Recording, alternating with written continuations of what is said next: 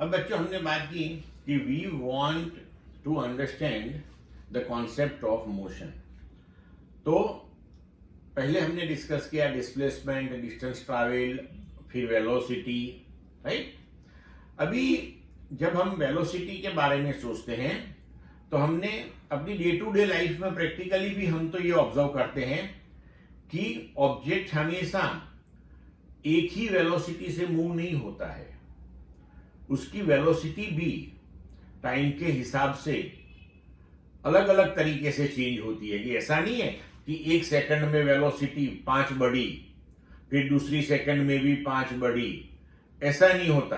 कई बार एक सेकंड में 5 बढ़ी, फिर दूसरी सेकंड में 3 बढ़ी, फिर चौथी सेकंड में कुछ डिक्रीज हुई, फिर कुछ बढ़ी, ऐसे मूव होता है। कभी कोई कांस्टेंट वेलोसिटी से हमेशा के लिए मूव नहीं होता है।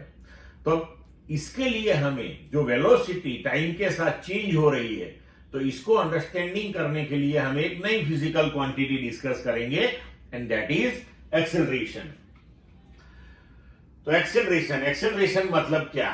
The time rate of change of velocity that is called acceleration, और we can say change in velocity per unit time or change in velocity per second, that is called acceleration. Now suppose we consider a particle moving in a straight line at time t1 and t2. Its instantaneous velocities are v1 and v2 respectively. Then the change in velocity in that particular time interval that we can write. Now time interval is delta t2 minus t1 and change in velocity that is v2 minus v1. So here we can write according to the definition of acceleration. Now here we have to first take average acceleration, because here we are getting the change in velocity over the entire time interval, at a specific time. What is the change that we are not able to find here? So we can write average acceleration, that is change in velocity upon time interval. So average acceleration, that is v2 minus v1 upon t2 minus t1. So that is delta v by delta t. Now see here, average acceleration that is a vector quantity and उसकी direction जो होगी that is the direction of change in velocity. तो ये जब vector हम detail में discuss करेंगे तब कैसे फाइंड आउट करते हैं ये डायरेक्शन वो भी पता चलेगा, लेकिन अभी इतना दिमाग में रखना है कि ये वेक्टर क्वांटिटी है, मतलब कि इसमें डायरेक्शन बहुत इंपॉर्टेंट चीज है। Clear? Now SI unit, so velocity के लिए मीटर पर सेकंड, फिर टाइम के लिए second, so meter per second upon second, that is meter per second square. So we can write ms raised to minus 2. Clear बच्चों? अब instantaneous acceleration at any time t, तो हमने discuss किया कि अगर इंस्टेंटेनियस फाइंड आउट करना है तो फंक्शन का विथ रिस्पेक्ट टू वेरिएबल हमें डिफरेंशिएशन करना है। तो यहां पे वेलोसिटी चेंज हो रही है with respect to time t, तो हम क्या करेंगे कि वेलोसिटी का टाइम के विथ रिस्पेक्ट टू डिफरेंशिएशन करेंगे। तो instantaneous acceleration that is limit delta t tends to 0 delta v by delta t, but this limit delta t tends to 0 delta v by delta t, that is dv by dt, that is the differentiation. तो ये जो differentiation का symbol है d by d t of v, तो उसको इस तरीके से भी कई टेक्स्ट में रिप्रेजेंट करते हैं, v के ऊपर डॉट। एक डॉट का मतलब हुआ कि इसका फर्स्ट डिफरेंशिएशन, राइट, पहली बार डिफरेंशिएशन, तो dv बाय dt उसको v डॉट से भी रिप्रेजेंट करते हैं।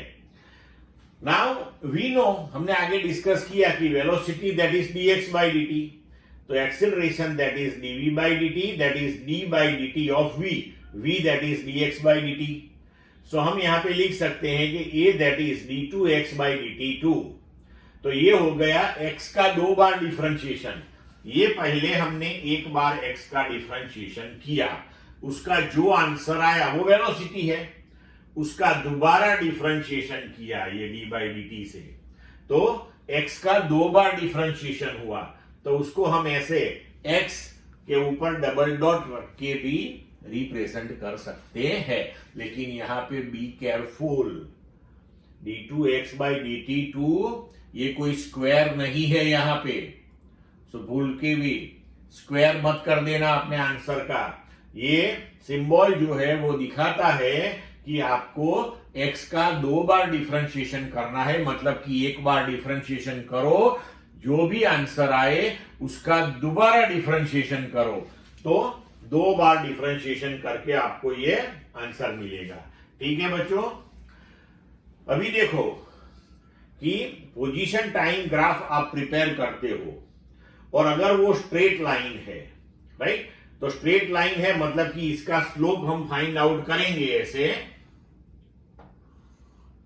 तो स्ट्रेट लाइन का जो स्लोप है वो कांस्टेंट आएगा और slope of x versus t graph that will give you velocity. तो इसका मतलब ये हुआ कि ये वेलोसिटी कांस्टेंट हो गई। अगर वेलोसिटी कांस्टेंट है, चेंज इन वेलोसिटी 0 हो जाएगा, तो इसका मतलब ये हुआ कि ये ग्राफ से आप कह सकते हो कि object is moving with constant velocity and it's acceleration that is 0. Okay, now second one, if x versus t graph, that is this curve moving upward, so at any point if you find out the slope by drawing the tangent, यहाँ पे tangent draw करके हम slope find out करें, तो देखो ये straight line tangent, ये straight line tangent, जैसे हम इस ग्राफ पे आगे जाएंगे, यहां पे जाओ फिर यहां पे जाओ, तो आपकी लाइन जो है ये टेंजेंट वाली, उसका with respect to time axis जो एंगल है वो बढ़ता जाएगा और tan theta that is slope. तो इसका मतलब है कि आपकी वेलोसिटी कंटिन्यूअसली बढ़ती जाएगी, मतलब कि ये पॉइंट पे जो वेलोसिटी है उससे ज्यादा वेलोसिटी यहां पे होगी। अगर आप ये टाइम इंटरवल लेते हो तो final velocity is greater than initial velocity आएगी। तो इसका यूज करके अगर आप एक्सेलरेशन कैलकुलेट करते हो तो इजीली आप समझ पाओगे कि object is moving with positive acceleration, means continuously increasing velocity. अगर यही ग्राफ ऐसे आया तो जैसे आप ऊपर जाओगे तो angle made by tangent with time axis decrease होगा। तो इसका मतलब यह हुआ कि वेलोसिटी कंटिन्यूअसली डिक्रीज हो रही है, राइट। तो अगर वेलोसिटी डिक्रीज हो रही है तो फाइनल वेलोसिटी वो इनिशियल वेलोसिटी से कम आएगी, it will be less than that. तो चेंज इन वेलोसिटी आपका नेगेटिव आएगा, तो एक्सीलरेशन नेगेटिव आएगा। यहां पे क्या होता है बच्चों कि जैसे कि आप स्कूटर लेके निकले, आपने एक्सीलेटर देना स्टार्ट किया, राइट, उसी वजह से वो जो आपका इंस्ट्रूमेंट है राइट हैंड में उसको हम एक्सीलरेटर बोलते हैं, वो एक्सीलरेट करता है आपकी व्हीकल को, राइट। तो उसमें कंटिन्यूअसली आप 0, 5, 10, 20, 30 ऐसे स्पीड बढ़ाते हो, तो वो हम बोल सकते हैं कि you are moving with positive acceleration. फिर जब आप वेलोसिटी आपके स्कूटर की डिक्रीज करते हो कि 40, 30, 20, 10, तो ऐसा ग्राफ आएगा और आप कह सकते हो कि your vehicle is moving with negative acceleration. Clear बच्चों? तो हमने आगे पोजीशन टाइम ग्राफ के ऊपर से एक्सेलरेशन कैसा होगा वो हमने डिस्कस किया। अब हम वेलोसिटी टाइम ग्राफ से एक्सेलरेशन डिस्कस करेंगे। तो motion with constant acceleration, right. तो आपके सिलेबस में अभी कांस्टेंट एक्सेलरेशन वाला पोर्शन ही है, राइट। वेरिएबल एक्सेलरेशन जो है वो हम अभी डिस्कस करेंगे नहीं। एक्सेलरेशन कांस्टेंट का मतलब होगा कि सेम टाइम इंटरवल में चेंज इन वेलोसिटी सेम आता जाएगा। तो अब ये सब हम वेलोसिटी टाइम ग्राफ से डिस्कस करेंगे। देखो, वेलोसिटी टाइम ग्राफ अगर ऐसा straight line parallel to time axis आता है तो इसका स्लोप 0 हो जाएगा। वेलोसिटी टाइम ग्राफ का आप स्लोप फाइंड आउट करोगे तो वो आपको delta we by delta T देगा। तो वो क्या हो गया? एक्सेलरेशन हो गया। तो अगर यहां पे स्लोप 0 आएगा तो इसका मतलब ये हो गया कि particle is moving with constant velocity. Velocity constant हुआ इसका मतलब कि एक्सेलरेशन 0 हो गया। ठीक है। अगर दूसरा ग्राफ ऐसे आया, straight line no doubt, but is making some angle with time axis, तो इसका जो स्लोप है, राइट, अगर हम ऐसे फाइंड आउट करें कि ये जो एंगल है, right, so that is constant.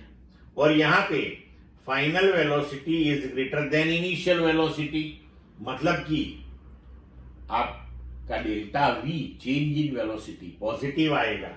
तो हम इससे कह सकते हैं कि मोशन इज, देखो ग्राफ आपका फर्स्ट क्वाड्रेंट में है, positive direction with positive acceleration, right. फिर ग्राफ ऐसे है, इनिशियल वेलोसिटी फाइनल से ज्यादा है तो delta we change in velocity आपका वो नेगेटिव हो जाएगा। लेकिन मोशन सेम डायरेक्शन में है, आप देखो फर्स्ट क्वाड्रेंट ही है, so that is motion is in positive direction but acceleration is negative. तो देखो यहां पे क्या हुआ कि ये वाला ग्राफ जो है ना, वो ये दिखाता है कि आप जब स्कूटर स्टार्ट करते हो तो आपकी वेलोसिटी 0, 5, 10, 15, 20, 30, लेकिन जाने की डायरेक्शन जो है वो तो फिक्स हो गई अभी। अब जब आपका डेस्टिनेशन आ जाएगा तो आप क्या करोगे? वेलोसिटी डिक्रीज करोगे 40, 30, 20, लेकिन जाने की डायरेक्शन जो है वो चेंज नहीं हो रही है। तो ये सेम चीज दिखाता है कि ये पॉजिटिव एक्सेलरेशन मतलब कि इंक्रीजिंग वेलोसिटी से आप जा रहे हो और उसी डायरेक्शन में आप जा रहे हो, लेकिन अब आप वेलोसिटी डिक्रीज कर रहे हो।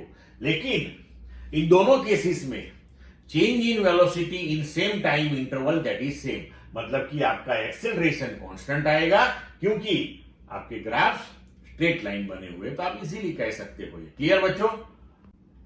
अभी नेक्स्ट ग्राफ, मानो कि आपका velocity time graph as shown in the figure आ गया, तो यहां पे हम कह सकते हैं कि motion that is in negative direction, मतलब कि पहले जो डायरेक्शन थी उससे अपोजिट डायरेक्शन। यहां पॉजिटिव नेगेटिव हम इसी तरीके से लेंगे कि फॉरवर्ड को पॉजिटिव लिया तो बैकवर्ड को नेगेटिव, राइट।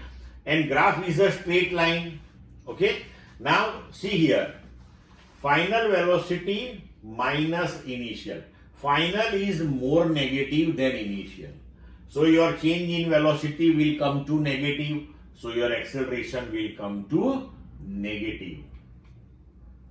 now अगर ऐसा ग्राफ आया वेलोसिटी टाइम का, तो यहां पे देखो इनिशियल वेलोसिटी मैक्सिमम है, फिर वेलोसिटी टाइम के साथ डिक्रीज हो रही है, फिर कोई एक पर्टिकुलर इंस्टेंट पे आपकी वेलोसिटी जो है वो 0 हो जाती है, फिर डायरेक्शन ऑफ मोशन चेंज होती है और again velocity increase increase increase होती है, राइट।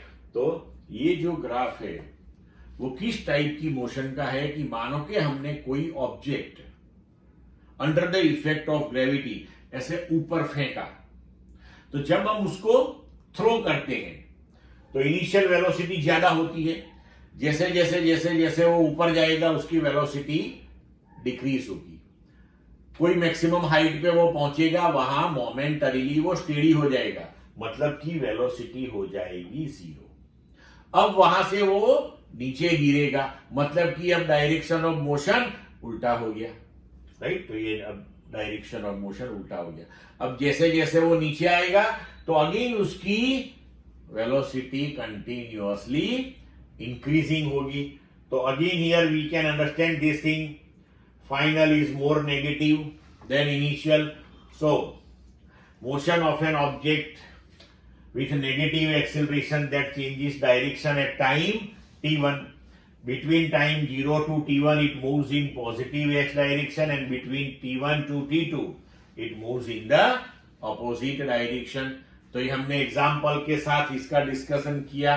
क्लियर बच्चों, आई बात समझ में? तो अभी नेक्स्ट वन देखो कि हमने वेलोसिटी वर्सेस टाइम उसका ग्राफ प्लॉट किया.